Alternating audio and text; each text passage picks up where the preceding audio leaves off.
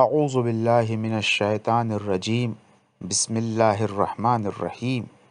کتاب کافی میں حدیث قدسی میں پروردگار عالم نیک بیوی کے سلسلے سے فرماتا ہے کہ جب میں کسی مسلم بندے کو دنیا و آخرت کی نیکی دینا چاہتا ہوں تو اسے گڑگڑانے والا دل، خدا کی یاد والی زبان، بلاؤں پر صبر کرنے والا جسم اور وہ مومن زوجہ دے دیتا ہوں جو شوہر کو ایک نظر میں خوش کر دے اور اس کے موجود نہ ہونے پر اپنی عزت اور اس کے مال کی حفاظت کر سکے۔ کتاب من لا یحضرہ الفقیہ میں پروردگار عالم حدیث قدسی میں پاک دامنی کے سلسلے سے فرماتا ہے، اے موسیٰ، جو زنا کرے گا اس کے ساتھ زنا کیا جائے گا، چاہے اس کی اگلی نسلوں میں کیوں نہ ہو۔ اے موسیٰ، پاک دامن بنو تاکہ تمہارے گھر والے بھی پاک دامن بنیں۔ اے موسیٰ، اگر چاہتے ہو کہ تمہارے گھر والوں کا خیر زیادہ ہو تو خبردار زنا نہ کرنا۔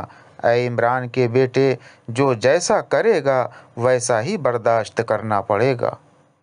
کتاب کافی میں بدکاری کے حوالے سے حدیث قدسی میں پروردگار عالم فرماتا ہے کہ میری عزت و جلال کی قسم، جنت کے فرش پر وہ شخص نہیں بیٹھ سکتا ہے جس کے ساتھ اغلام بازی کی جائے۔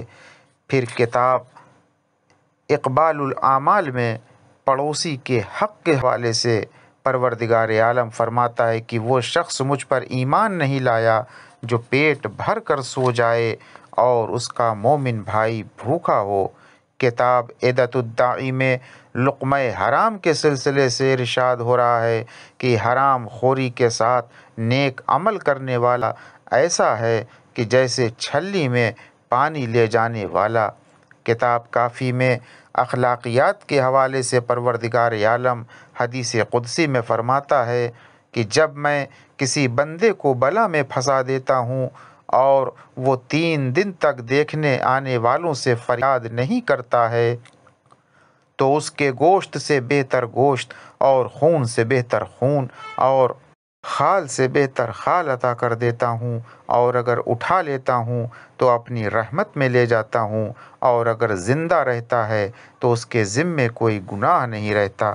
تواضع کے حوالے سے کتاب کافی میں پروردگار عالم فرماتا ہے حدیث قدسی میں کہ اے موسیٰ، تمہیں معلوم ہے کہ میں نے اپنے پیغام اور بات کے لیے تمہیں کیوں چنا؟ عرض کی پروردگار تو بہتر جانتا ہے۔ ارشاد خداوند ہوا، اے موسیٰ، ہم نے تمام بندوں کے ظاہر اور باطن کو دیکھا مگر تم سے زیادہ جھک کر ملنے والا کوئی نظر نہیں آیا، تو ہم نے تم کو پیغام دے کر اپنا کلیم بنا لیا۔ اے موسیٰ، یہ تمہارا کردار ہے کہ تم نماز پڑھتے ہو تو اپنے رخساروں کو خاک پر رکھ دیتے ہو۔